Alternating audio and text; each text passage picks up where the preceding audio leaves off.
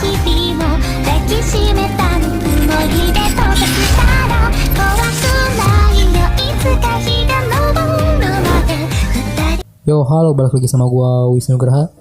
Di video kali ini gua gak main game dulu ya, karena kali ini gua cuma mau kasih tahu ke kalian spoiler buat para anime lovers di Indonesia tentang anime Mushoku Tensei yang lagi trending di tahun 2021 ini, oke? Nah, seperti judul videonya, gua bakal kasih spoiler di sini tentang anime Mushoku Tensei yang gua ambil dari leak novelnya ya. Ini jauh banget ya by the way dari animenya, karena gua bakal spoiler dari leak novel volume 14-nya cuy di sini. Kenapa dari volume 14? Karena gua cuma mau kasih tahu ke kalian spoiler bagian yang menurut gua paling menarik dari leak novel Mushoku Tensei ini cuy. Oke, tapi sebelum kita lanjut, gua bakal ingetin ke kalian buat yang nggak suka spoiler, mending nggak usah tonton video ini. Karena di sini gua spoiler di bagian yang agak dark juga ya ceritanya. Jadi buat kalian yang nggak suka dark story, mending nggak usah tonton video ini, oke? Oke, di sini gua bakal mulai ya spoilernya. Jadi di leak novel Mushoku Tensei volume 14 ini, setelah MC kita yang bernama Rudeus pulang dari perjalanannya nyari obat sindrom lain yang diderita si Nanahoshi ya di sini.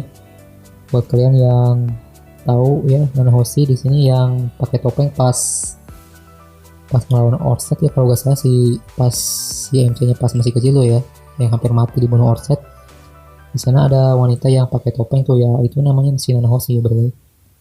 Oke, di sini gue gak bakal jelasin ya detail perjalanannya ini ya, karena bakal kepanjangan ya di sini.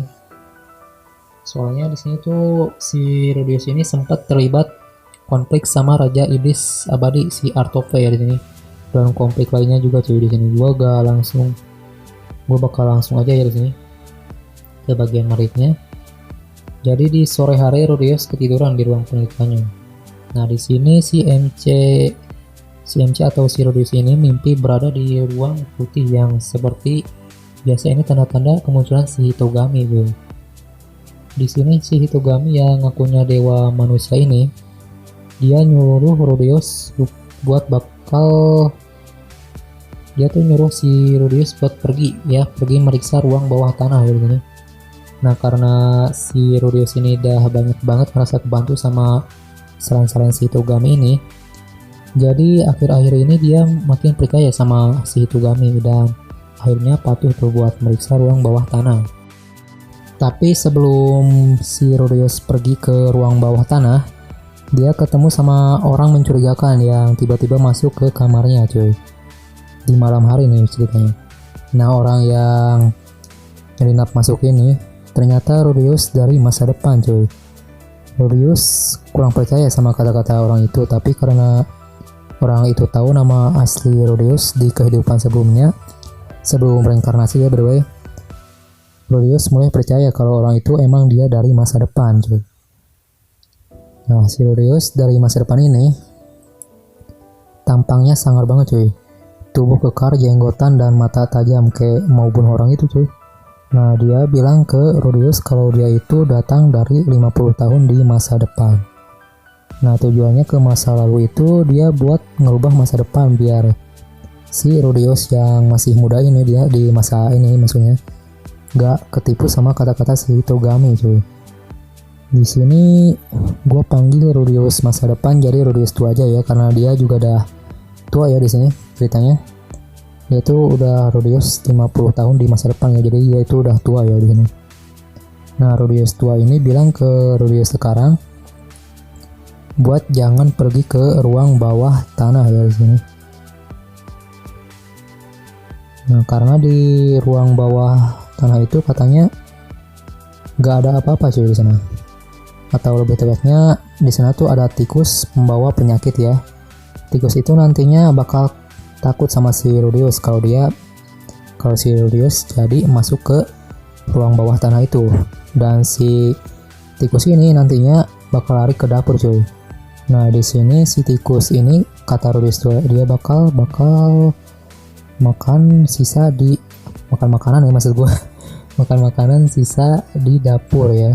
Dan karena keesokan harinya istrinya Rudius, Roxy, turun buat nyari makanan di dapur, Roxy gak sengaja makan makanan yang terinfeksi tikus yang berpenyakit itu cuy. Nah, si Rudius tua bilang kalau Roxy nanti meninggal karena penyakit batu sihir yang nyebar lewat makanan itu ya, maksud gua yang tadi si Roxy makan itu cuy.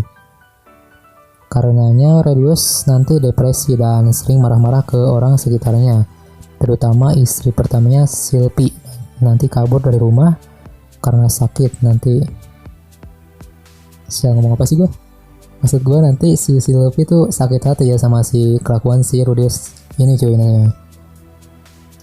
Sylvie ini juga katanya meninggal karena terlibat perang ya.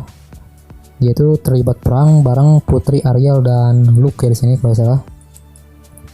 Semuanya meninggal ya dalam perang, jadi nanti Rudius makin depresi dan hidupnya hancur ya. Bahkan dia udah gak peduli lagi sama orang-orang sekitarnya ya di sini. Dan itu belum akhirnya ya, kata Rudius tua. Selanjutnya Eris nanti juga bakal meninggal cuy, gara-gara melindungi si Rudius pas lawan Raja Iblis nanti. Intinya kalau Rudius ikutin saran si Togami ini, nanti dia bakal nyesel cuy. Itu sebabnya Rudius tua ngasih tahu Rudius sekarang buat jangan ngulangin kesalahannya yang sama seperti Rudius tua ini. Setelah ngasih tahu Rudius tua udah kehabisan waktu karena sihir kembali ke masa lalunya gak sempurna. Akibatnya gak semua bagian tubuhnya kebawa ke masa lalu ini.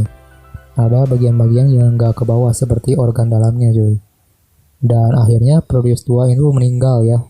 Meninggal di tempat dia setelah ngasih tahu semuanya ke Rudius yang masih muda ini. Nah itu dia cuy ya.